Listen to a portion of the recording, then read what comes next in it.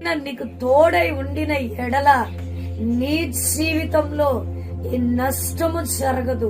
యేసు ప్రభులు వారికి మహిమ కలుగును గాక.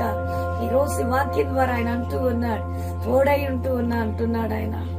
ఎట్లాగో తెలుసా, యెషయా గ్రంథం 41:13 నీతి అని నా దక్షిణ హస్తంతో నీ కుడి చేతిని నేను పట్టుకుని ఉన్నానంటున్నాడు.